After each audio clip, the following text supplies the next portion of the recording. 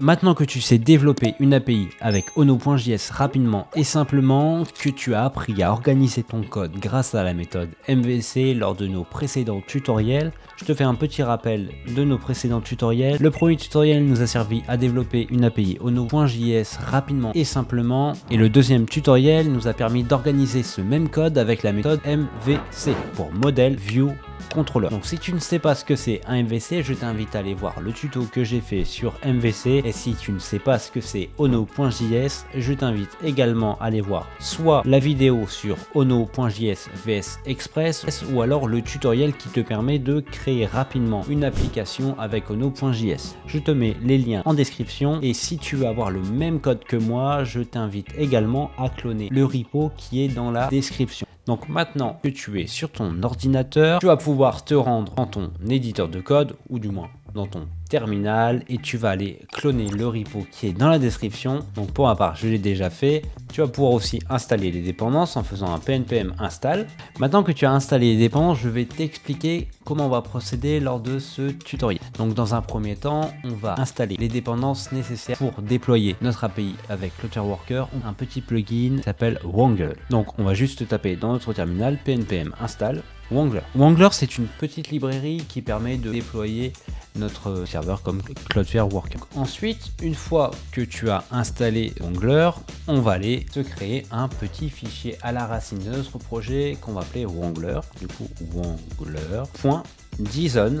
Donc ce petit Wrangler va demander de base un schéma. Le schéma, tu le retrouveras dans notre module Wrangler config.schema. Tu peux directement faire copy the relating path où tu as le node module Wrangler config.json. Ensuite, on va te demander de nommer ton projet. On va le nommer Ono deploy. Et ensuite, on va nous demander une compatibility date, c'est un peu les versions de Cloudflare Worker. Donc on va utiliser la dernière version qui est le 05 2025 03 27. On nous demande de mettre des compatibility flags. Dans notre cas, vouloir utiliser des flags Node.js. Du coup, pour utiliser les flags Node.js, on va juste marquer Node.js compatible. Et ensuite, la dernière petite option qu'il va falloir ajouter, c'est le main, le point d'entrée de ton application. Dans notre cas, le point d'entrée, c'est le src index.TypeScript. Pour rappel, tu as le schéma. En fait, le schéma, c'est un exemple. Ensuite, le nom qu'aura ton application, la compatibility date, la version de Cloudflare Worker que tu veux utiliser, les modules que tu veux utiliser en Worker, et main. Ce n'est pas terminé. Ensuite, ce qu'on va venir faire, c'est modifier notre package.json pour venir modifier certains scripts. Tu te rappelles lors de nos tutoriels, mais là, on n'utilise plus Node.js, utiliser Wrangler. Donc, on va juste mettre dans notre dev, Wrangler dev. Ensuite, on va se créer une petite commande qui sera Wrangler build. Ensuite, on a notre migrate, notre generate, mais bon, ça, tu as déjà migré tes données. Pas déjà fait, je t'invite à faire un petit pnpm migrate toutes tes données. Les données ont été générées dans le dossier data. Et si tu n'as pas généré tes types, tu peux directement faire un pnpm generate type. Et là, du coup, tu auras tous tes types qui seront générés.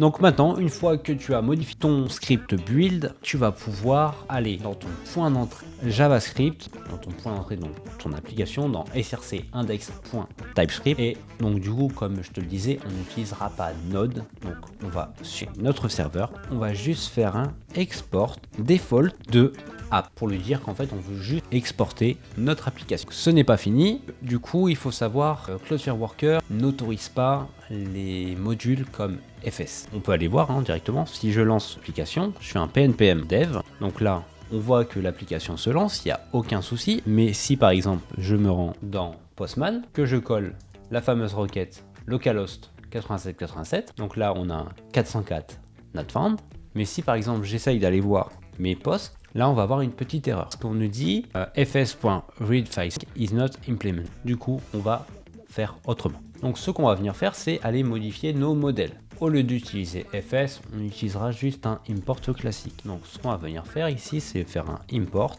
post from. Ensuite on va dire depuis quoi ./, data / post.json.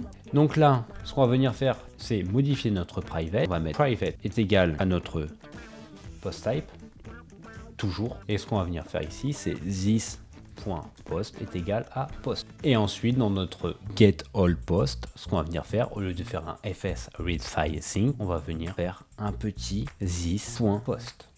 On va juste retourner data parce que c'est déjà du JSON. On n'a pas besoin de le parser. On a une petite erreur.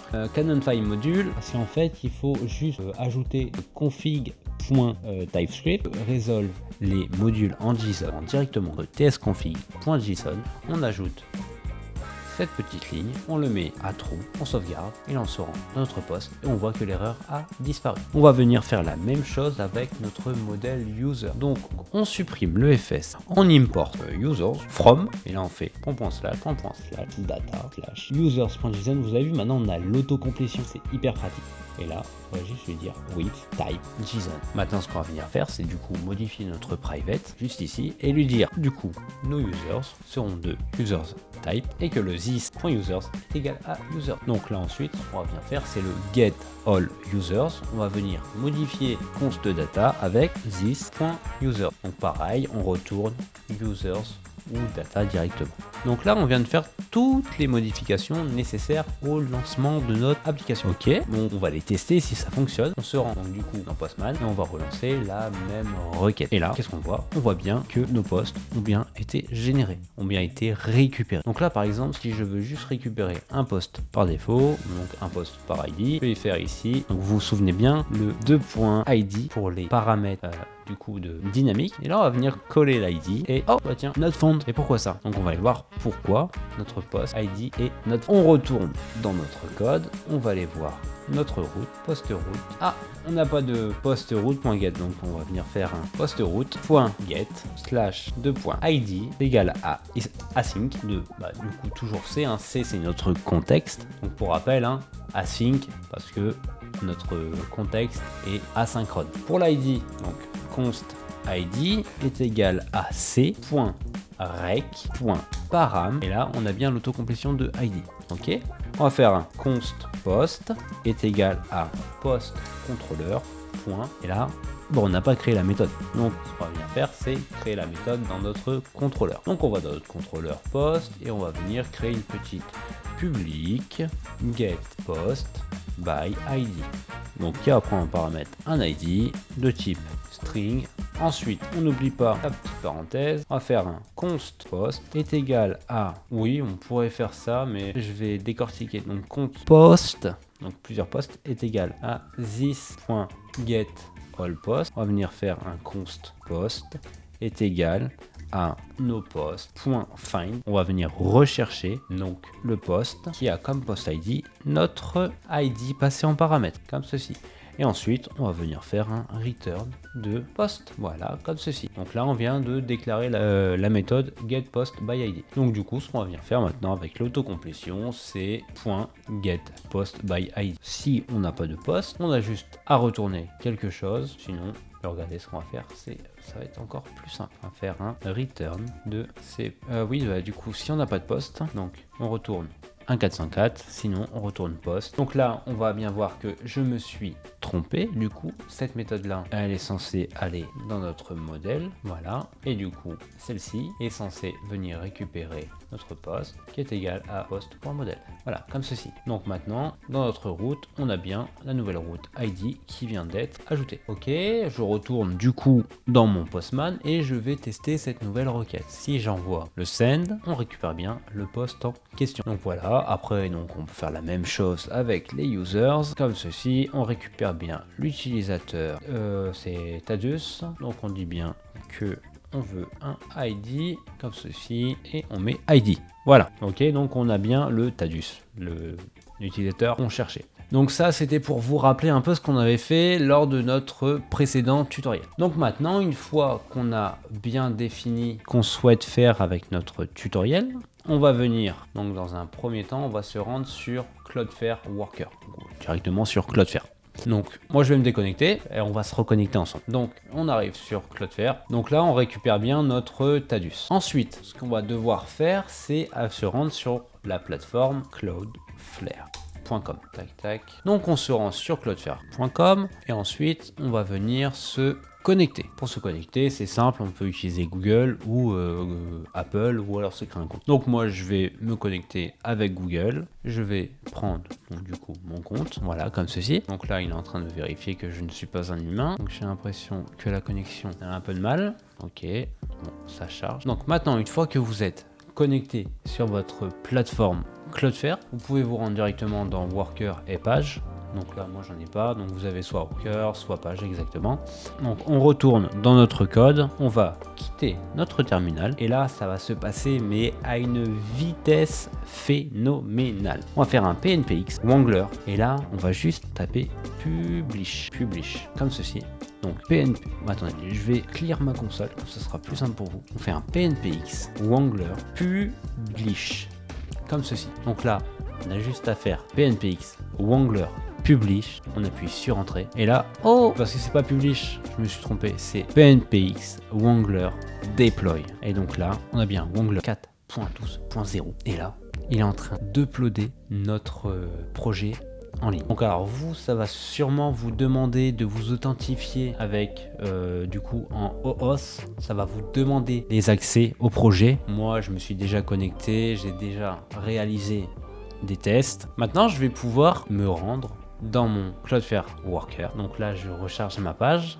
Et là, attention, on a bien notre Ono Deploy. On peut directement cliquer sur le projet. Ça charge, hein, ça met un peu de temps. On a toutes les statistiques de notre projet, le déploiement. Donc on a bien l'historique de nos déploiements. On a notre journal d'activité. On a du coup les intégrations, on peut les intégrer avec plusieurs modules, donc Néon, etc. Les paramètres de notre projet, voilà, comme ceci. Nous, ce qu'on veut, c'est tester notre déploiement. On a juste à cliquer sur voir ce worker. Et là, surprise. Donc on se souvient bien qu'il y avait toujours un 404. On va venir faire un petit /post. Voilà, donc félicitations, vous venez de mettre en ligne votre API Ono.js en quelques minutes. C'est hyper simple et en plus c'est hyper rapide. Vous pouvez recharger à l'infini, franchement c'est hyper rapide. Pour des petits projets de développement, vous pouvez faire ceci. Si cette vidéo t'a plu, je t'invite à la liker, la partager et à t'abonner pour ne rater aucune autre de mes vidéos. La semaine prochaine, on va voir comment intégrer une base de données PostgreSQL à notre projet Ono.js. En attendant, continue d'apprendre le développement et je te dis à la semaine prochaine pour un nouveau tutoriel. Ciao!